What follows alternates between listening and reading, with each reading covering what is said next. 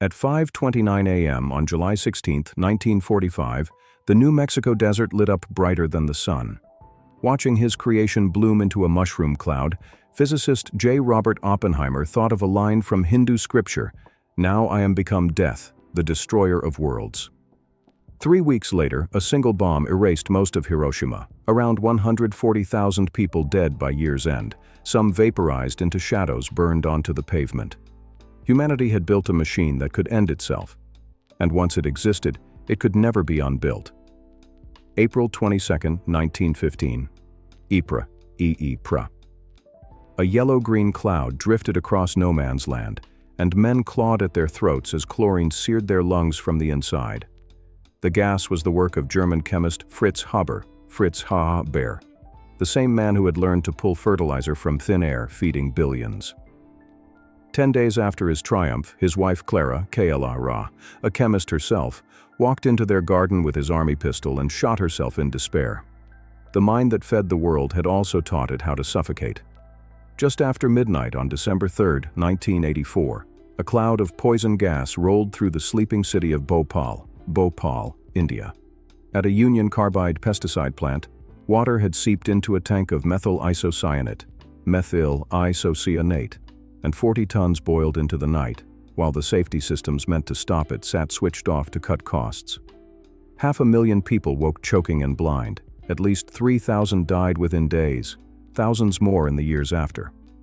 Union Carbide's chairman, Warren Anderson, flew home to America and never stood trial. For most of history, a soldier could fire maybe 3 shots a minute. Then in 1884, Hiram Maxim, Maxim, built a gun that fired 500, reloading itself on the recoil of each round. He'd been told to invent something to help Europeans cut each other's throats with greater facility. And he had. On July 1, 1916, British troops walked into German Maxim fire at the Somme. By nightfall, 19,240 of them were dead, the bloodiest single day in British history. One man had industrialized killing itself. In 1864, an explosion tore through Alfred Nobel's family factory in Stockholm, killing his younger brother Emil, Emil. Most men would have stopped. Nobel tamed the blast instead, inventing dynamite, and grew rich blasting tunnels, then battlefields.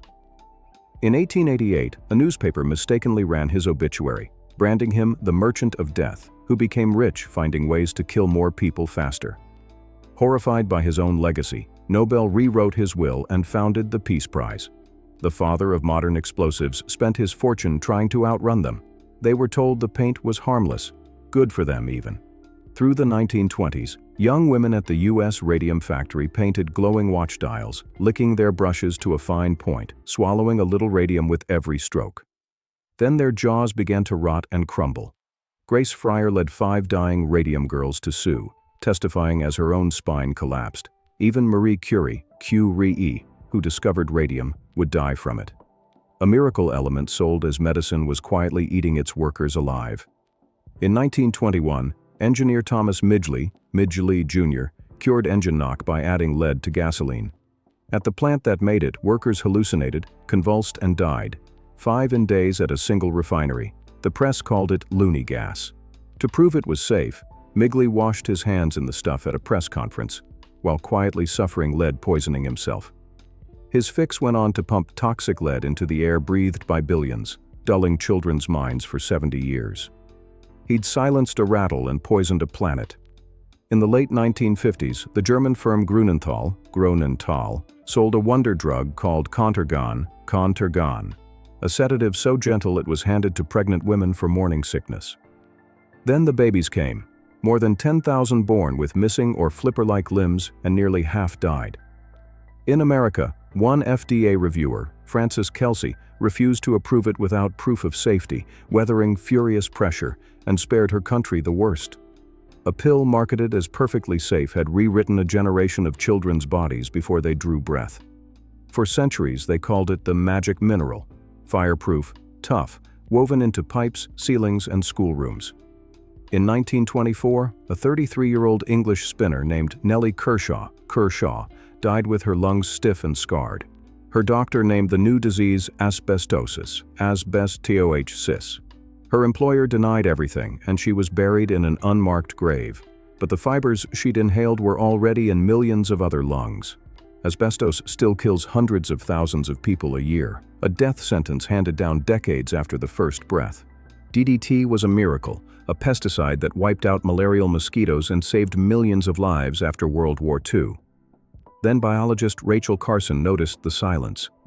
In her 1962 book Silent Spring, she showed how DDT climbed the food chain and thinned birds' eggshells until they shattered under their own mothers.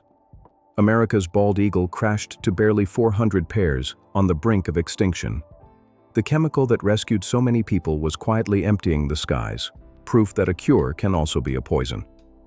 In 1936, German chemist Gerhard Schrader was trying to build a better insecticide when a single drop of his new compound left him and his assistant fighting to breathe for weeks. He'd accidentally created taboon, the first nerve agent, a poison that kills in minutes. Sarin followed. Meant for beetles, his discovery armed the deadliest chemical weapons on Earth. Decades later, sarin choked commuters in a Tokyo subway and Kurdish families in Halabja. A hunt for a way to protect crops had unlocked a way to murder cities. During the Vietnam War, Admiral Elmo Zumwalt ordered millions of gallons of the defoliant Agent Orange sprayed over the jungle, stripping the cover that hid enemy snipers. One of the boats patrolling those poisoned rivers was captained by his own son, Elmo Zumwalt III. Years later, the son died of cancer at 42, and his child was born with a disability.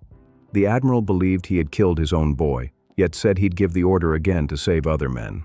A poison meant to protect soldiers was still killing them long after the war ended. In 1971, Ford rushed out the Pinto, Li Iacocca's cheap, light answer to foreign imports. But the company's own crash tests had revealed a flaw.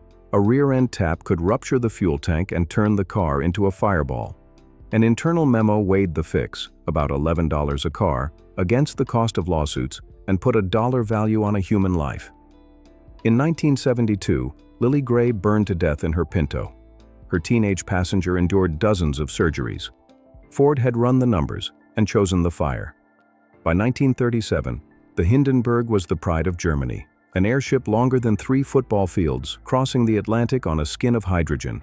Its pioneer, Hugo Eck Einer, had wanted safe, inert helium, but only America had it, and America wouldn't sell. So it flew on the most flammable gas there is, while passengers were assured it was perfectly safe. On May 6th, landing at Lakehurst, the ship erupted into a fireball in 34 seconds. "Oh, the humanity," a reporter sobbed on air. 36 people died, for want of a safer gas. And the last one hasn't killed anyone, yet. In 2018, Chinese scientist He Jiankui stunned the world. Using the gene editing tool CRISPR, he had rewritten the DNA of human embryos and brought twin girls, Lulu and Nana, into the world with altered genes. For the first time, a person had permanently changed the human blueprint, changes their descendants will carry forever. He was jailed and condemned across the globe because no one truly knows what he did to those girls. Every technology in this story was once called progress. The difference now is that the warning has come before the damage is done. The most dangerous machine we've ever built may be the one that lets us redesign ourselves, and the only question left is whether we'll have the wisdom to stop. Every technology on this list began as a triumph, and each one hid its true price until the world had already let it in. The lesson never changes. The danger isn't only what we build, but our certainty that we control it. Somewhere right now, the next one is being switched on. The only question is whether we'll heed the warning this time, or simply add it to the list.